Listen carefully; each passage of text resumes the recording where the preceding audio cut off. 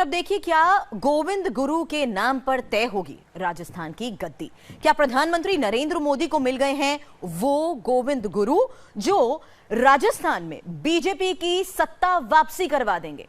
चुनावी रैलियों में मोदी ने गोविंद गुरु का नाम लिया तो इतिहास के पन्नों के साथ साथ आस्था की ऐसी प्रतिमा सामने आ गई जिनमें संघर्ष और शहादत की पूरी कहानी छिपी है। जनजातीय विश्वविद्यालय का नाम किया तो गोविंद गुरु के नाम पर किया। मेरे भाइयों बहनों,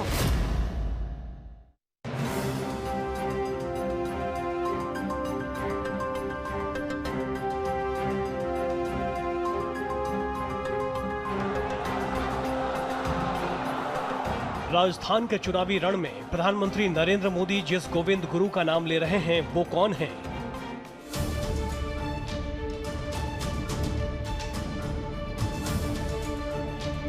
राजस्थान के आदिवासी इलाकों में गोविंद गुरु के नाम पर मोदी किस गौरव गाथा की याद ताजा करने की कोशिश कर रहे हैं?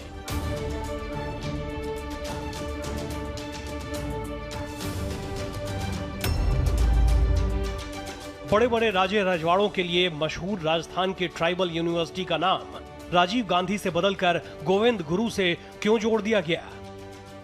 आप मुझे बताइए, आदिवासियों की यूनिवर्सिटी बने उस पर नाम किसका होना चाहिए? क्या वो नामदार के परिवार का ही होना चाहिए क्या? ना एक ही परिवार का होना चाहिए क्या? हमने 2016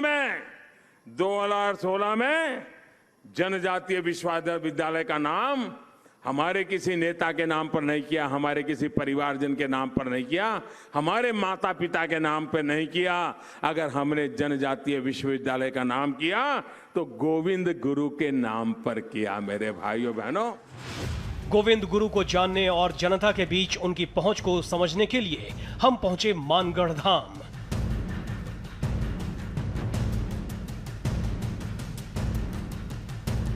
पहाड़ की चोटी पर एक शहीद स्मारक स्थल और उस स्मारक पर खुदी जंग आजादी की वो कहानी जिसने हमें भी हैरान कर दिया। ये कहानी है भीलों की शहादत की।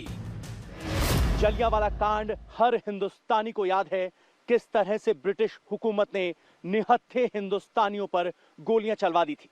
लेकिन 1919 में हुए जलियांवाला कांड से कहीं पहले 1913 में राजस्थान में भी कुछ ऐसा ही हुआ था, जहां 1500 निहत्थे लोगों पर ब्रिटिश हुकूमत ने गोलियां चलवा दी थी। आखिर कौन थे वो 1500 लोग जिन्होंने भारतीय स्वतंत्रता संग्राम के यज्ञ में अपने प्राणों की आहुति दी थी?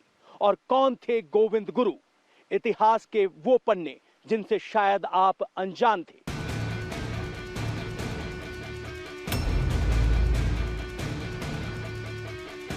आसमान के नीले साए में खड़ी गोविंद गुरु की प्रतिमा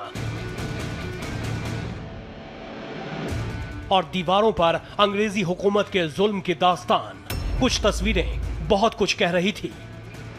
गोविंद गुरु आज भी लोगों के दिल में बसते हैं और इस इलाके में बनाए गए स्मारक स्थल पर एक 3D पेंटिंग बनाई गई है जिसमें दिखाया गया है कि बंदूक से लैस कैसे अंग्रेजी सेना ने भालों और तीर से लैस जनजातीय समूहों पर इस मानगढ़ पर्वत पर हमला किया था। ये तस्वीरें, ये प्रतिमा, ये स्मारक, मानगढ़ धाम के मिट्टी में गोविंद गुरु की वो कहानी मिली जो इतिहास के पन्नों में कहीं खोई हुई है।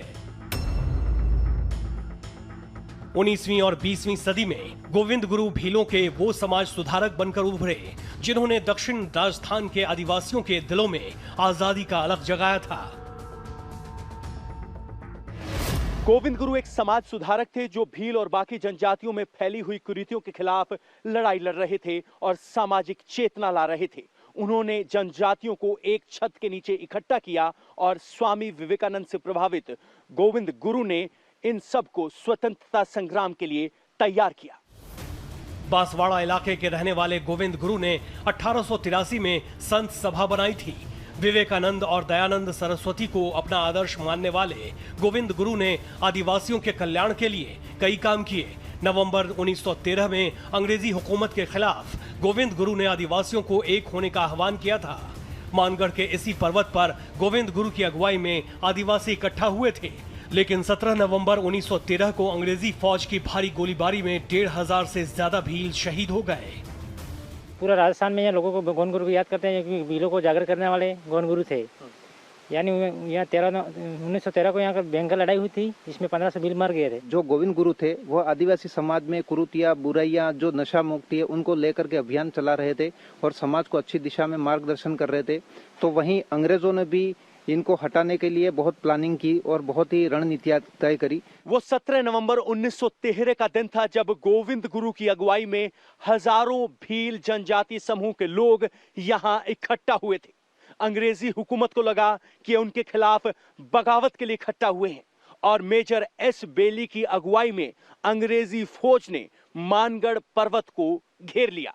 सबको आदेश दिया गया कि 15 नवंबर तक इस पहाड़ को खाली कर दिया जाए, लेकिन जनजातीय समूह के लोग टस से मस नहीं हुए और 17 नवंबर को ब्रिटिश सेना की ओर से इस पर्वत पर अंधाधुंध गोलीबारी की गई, जिसमें 1500 जनजाति लोग शहीद हुए।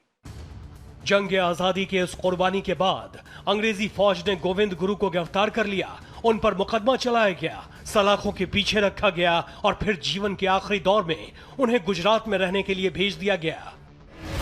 गोविंद गुरु की जिंदगी को भी यहाँ 3D पेंटिंग में समेटने की कोशिश की गई है। पहली पेंटिंग में दिखाया गया है कि कैसे गोविंद गुरु और उनके अनुयायियों पर हमला किया गया। दूसरी पेंटिंग में दिखाया गया है कि इस हमले के बाद आदिवासियों के सर को कलम करने के बाद बाकायदा उनका जुलूस अंग्रेजों ने निकाला। और तीसरी तस्वीर में आप देख सकते हैं गोविंद गुरु अंग्रेजी अदालत में मुकदमे का सामना करते हुए।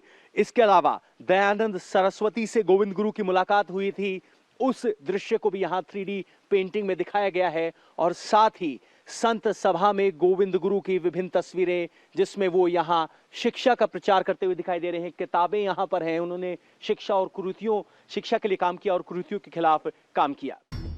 गोविंद गुरु की कहानियां और निशानियां यहीं खत्म नहीं होती।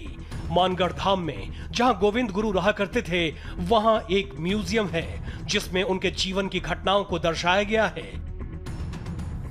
इलाके के लोगों के लिए तो यह मंदिर है जहां सुबह शाम भजन कीर्तन हुआ करता है। एक तो देश की आज़ादी के लिए यहाँ जंग लड़ा और दूसरा हमारे समाज में बहुत बड़ा समाज सुधार लाए। आज आदिवासी पहले सुबह उठता है तो गोविंद गुरु महाराज के नाम का दीपक जलाता है, अगरबत्ती जलाता है, दर्शन करता है, उनके नाम लिए बिना निकलता नहीं। मानगढ़ धाम में गोविंद गुरु सिर्फ एक समाज सुधारक या स्वतंत्रता सेनानी ही नहीं, एक संत भी थे जिनकी याद में आज भी यहाँ हवन होता है, भजन कीर्तन होता है। यानी यहाँ के जनमानस में उनके लिए एक विशेष स्थान है जो आज भी दिलों में व्याप्त है। यही है गोविंद गुरु की कहानी। वही गोविंद गुरु जो बांसवाड़ा के मानगढ़ इलाके में भगवान के तौर पर पूजे जाते रहे हैं और शायद इसलिए राजस्थान के चुनावी रण में इनका नाम गूंज रहा है।